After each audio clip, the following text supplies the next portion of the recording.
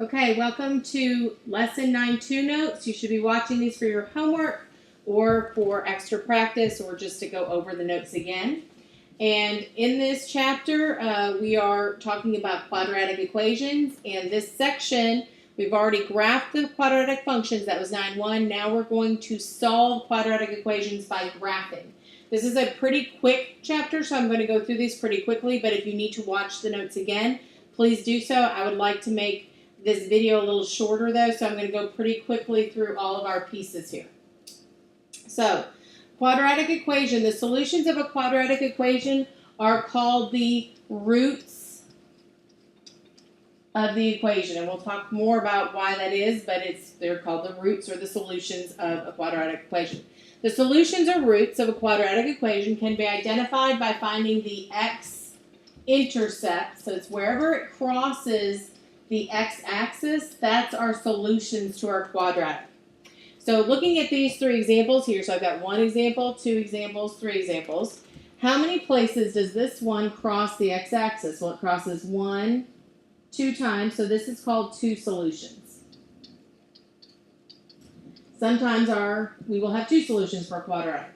Or it's possible to actually only get one solution because it's either sitting on or sometimes it could be hanging from the x-axis like that. And so in that case, it would be one solution. And we call this a double root because it's actually there twice. When we had things like x plus 3 times x plus 3, that was actually a double root. And then here, notice that it doesn't cross it at all. The vertex, no part of it crosses the x-axis here. So this is a no solution. So those are our three options. We can either get two solutions, one solution, or no solutions. You can't get like three different numbers. They're just not possible for what we're doing with quadratics. So example 1, we're going to solve each equation by graphing. If integral roots cannot be found, meaning if we can't find real roots, we're going to estimate them by stating the consecutive integers between which the roots lie. Okay? So we're going to do what we did in section 1. So A is 1, B is 2, and C is -8. Just to identify all of that. The direction of the opening is up because A is positive. So it's going to open up. It's a happy one. Axis of symmetry is X is the opposite of B. So -2 over 2 times A. So -2 over 2 gives me x equals -1. That is the equation of the axis of symmetry. The vertex, I have the x value given to me by the axis of symmetry. I just need to find the y value. So notice up here I don't see a y anymore. However, this is the same thing. It's y equals this equation right here. It's just it's been set to 0, like y is 0 here. So with y being 0, we're just going to replace that to figure out what y will be. So it's the same thing. So I get y equals -1 squared plus 2 times -1 minus 8. So that's a little wonky. We're going to follow this right through. So I get 1 minus 2 minus 8. So I get -9, -1, -9 as my vertex. This is going to be a minimum. Just helps me understand. You don't have to do this every time, but as we do our notes, it's great to have all this information. The base graph here is still y equals, it's that 8 term, so y equals x squared. So we get x and y. And we get -2, -1, 1, and 2. And remember, it's 4, 1, 1, 4. That base graph doesn't change. It just depends on where we start. This will change the vertex, but the basic graph doesn't change. So I'm going to start with my vertex. So I go to -1, -9, 1, 2, 3, 4, 5, 6, 7, 8, 9. And I put a dot right there. That's my vertex. My axis of symmetry goes straight through that vertex. So it's at x equals -1. Remember, that's an up and down line. That's an undefined slope. And then from there, I move left 2, 1, 2, up 4, 1, 2, 3, 4. Left 1, up 1. Right 1, up 1. Right 2, up 4. And just for the sake, to give me a little bit more information, because I have such a big graph, I'm going to go ahead and do -3 and +3. So when I plug in negative 3 here, I get 9 and 9, right? So that should be correct. So just to give me 2 more points, and I did that by plugging in that x and y. So if I go left 3, I go up 9. 1, 2, 3, 4, 5, 6, 7, 8, 9. Here, 1, 2, 3.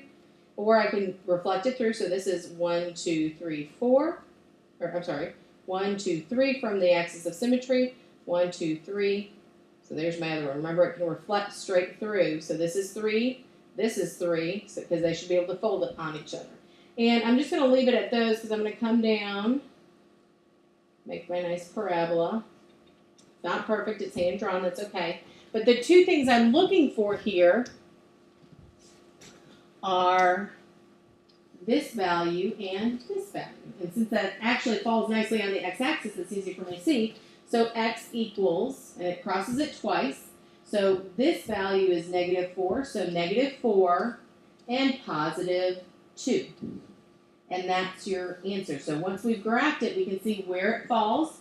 And those are my answers. To double check, and we'll show you other ways to do this, but plug it back into your original equation. So I get negative 4 squared plus 2x minus 8. Does that equal 0? So that gives me 16 minus 8 minus 8.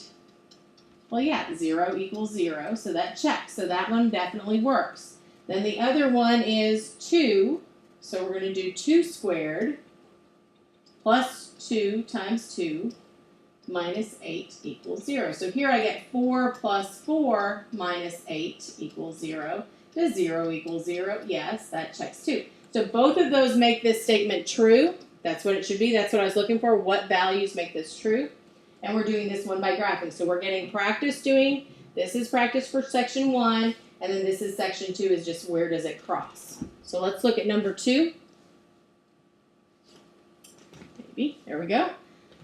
All right. So let's go, or B. Number 2 is B. All right. So A is 1, B is negative 6, and C is negative 8, right? Well, no, because notice where the equal sign is, and where's the negative 8.